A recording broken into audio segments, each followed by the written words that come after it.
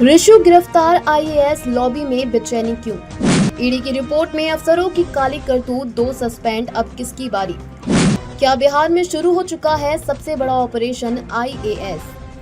नमस्कार, मैं हूं आपके होस्ट और आप देख रहे हैं हमारा विशेष कार्यक्रम। बिहार की राजनीति और नौकरशाही में इस वक्त का ऐसा भूचाल आया है जिसकी गूंज सिर्फ पटना तक सीमित नहीं बल्कि दिल्ली तक सुनाई दे रही है। एक नाम जिसकी चर्चा कभी सरकारी ठेकों और बड़े कॉन्ट्रैक्ट्स के बीच होती थी, आज वही नाम जांच एजेंसियों की फाइलों में सबसे ऊपर है। नाम है ऋषु श्री। ऋषु श्री की गिरफ्तारी के बाद बिहार की प्रशासनिक व्यवस्था में अचानक हलचल तेज हो गई है। ईडी की जांच में कई ऐसे खुलासे की बात सामने आ रही है जिनके कारण बिहार के बड़े अधिकारियों की नींद उड़ चुकी है। 2 आईएएस अधिकारी निलंबित हो चुके हैं, कई पुराने टेंडरों की फाइलें खुल रही हैं और अब सबसे बड़ा सवाल ये है कि क्या यह सिर्फ शुरुआत है? क्या आने वाले दिनों में और बड़े अफसरों पर कार्यवाही हो सकती है? और आखिर क्यों इस पूरे ऑपरेशन को राजनीतिक गलियारों में ऑपरेशन आईएएस कहा जा रहा है? आज इसी पूरे मामले की परत दर परत पड़ताल करेंगे। ऋषु श्री कौन है? बिहार में सरकारी ठेकों की दुनिया में ऋषु श्री का नाम लंबे समय से चर्चा में रहा है। जांच एजेंसियों के मुताबिक कई विभागों के टेंडरों में उसका प्रभाव बताया जाता है। रिपोर्टों के अनुसार वह केवल एक कारोबारी या ठेकेदार नहीं था, बल्कि कथित तौर पर ऐसे नेटवर्क का हिस्सा था जिसकी पहुंच सत्ता, प्रशासन और सरकारी सिस्टम के कई स्तरों तक बताई जा रही है। यही वजह है कि उसकी गिरफ्तारी को एक सामान्य कार्यवाही नहीं माना जा रहा, क्योंकि जब जांच आगे बढ़ी तो सिर्फ पैसों का लेन देन नहीं बल्कि अफसरों और ठेकेदारों के कथित रिश्तों की भी जांच शुरू हो गई और यहीं से कहानी ने बड़ा मोड़ ले लिया। ईडी को क्या मिला? सूत्रों और मीडिया रिपोर्टों के अनुसार ईडी को जांच के दौरान कई वित्तीय दस्तावेज, बैंकिंग रिकॉर्ड और ऐसे लेन देन की जानकारी मिली जिनकी जांच की जा रही है। जांच एजेंसियां यह पता लगाने की कोशिश कर रही हैं कि क्या सरकारी टेंडर प्रक्रिया को प्रभावित करने के लिए किसी तरह का नेटवर्क सक्रिय था? क्या कुछ अधिकारियों को कथित लाभ पहुंचाए गए? क्या सरकारी नियमों को दरकिनार कर कुछ लोगों को अनुचित फायदा दिया गया?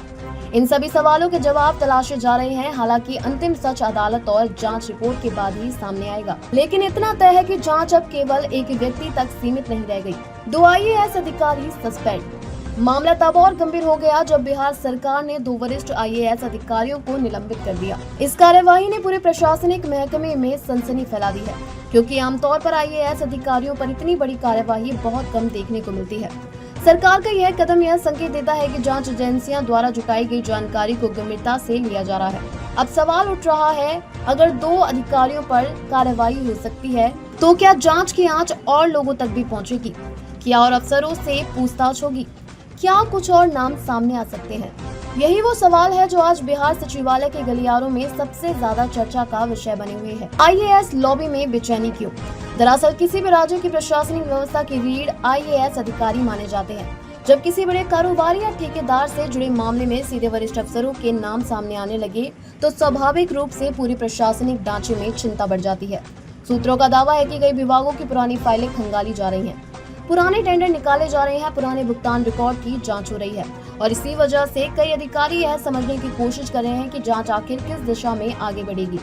यानी डर सिर्फ कार्यवाही का नहीं बल्कि यह भी है कि कहीं जांच की अगली कड़ी में उनका नाम ना आ जाए। ऑपरेशन आईएएस की चर्चा क्यों? राजनीतिक गलियारों में अब एक नया शब्द तेजी से सुनाई दे रहा है, ऑपरेशन आईएएस। हालांकि सरकार की ओर से इस नाम की कोई आधिकारिक घोषणा नहीं हुई है, लेकिन जिस तरह लगातार कार्रवाई हो रही है, जिस तरह बड़े अधिकारियों के खिलाफ कदम उठाए जा रहे हैं और जिस तरह जांच एजेंसियां पुराने मामलों की फाइलें खोल रही हैं, उसे देखते हुए विपक्ष और राजनीतिक विश्लेषक इस पूरी कार्यवाही को एक बड़े प्रशासनिक सफाई अभियान के रूप में देख रहे हैं। कई लोग इसे बिहार की नौकरशाही में वर्षों से जमे कथित भ्रष्ट नेटवर्क पर सबसे बड़ी चोट बता रहे हैं। सम्राट चौधरी की रणनीति क्या है? राजनीतिक विश्लेषकों का मानना है कि बिहार सरकार भ्रष्टाचार के मुद्दे पर सख्त संदेश देना चाहती है। उप मुख्यमंत्री सम्राट चौधरी लगातार भ्रष्टाचार के खिलाफ सख्त कार्यवाही की बात कर रहे हैं। ऐसे में ऋषु श्री प्रकरण को सरकार अपनी सख्त प्रशासनिक छवि से जोड़कर भी देख सकती है। यही वजह है कि इस पूरे मामले को सिर्फ कानूनी जांच नहीं बल्कि राजनीतिक और प्रशासनिक दृष्टि से भी बेहद महत्वपूर्ण माना जा रहा है। अब आगे क्या होगा? अब जांच एजेंसियों की नजर उन सभी लोगों पर है जिनका नाम इस कथित नेटवर्क से जुड़ा बताया जा रहा है। कई दस्तावेजों की जांच जारी है, बैंक खातों की पड़ताल हो रही है, आर्थिक लेन देन की कड़ियां जोड़ी जा रही हैं और अगर जांच में नए तथ्य सामने आते हैं तो आने वाले दिनों में कई और बड़े खुलासे हो सकते हैं। ऋषु श्री गिरफ्तार हैं। 2 IAS अधिकारी निलंबित हो चुके हैं। ईडी की जांच लगातार आगे बढ़ रही है। सरकारी फाइलें खुल रही हैं, पुराने टेंडरों की जांच हो रही है। लेकिन सबसे बड़ा सवाल अब भी वही है कि क्या यह सिर्फ शुरुआत है? क्या बिहार की नौकरशाही में और बड़े नाम जांच के दायरे में आएंगे? क्या वास्तव में बिहार में अब तक का सबसे बड़ा प्रशासनिक सफाई अभियान शुरू हो चुका है, या फिर यह मामला कुछ अधिकारियों तक सीमित रह जाएगा? इन सवालों का जवाब आने वाले दिनों में जांच एजेंसियों की अगली कार्यवाही तय करेगी। फिलहाल इस पूरे घटनाक्रम पर बिहार ही नहीं पूरे देश की नजर बनी हुई है। मैं हूं आपकी होस्ट, देखते रहिए नमस्कार।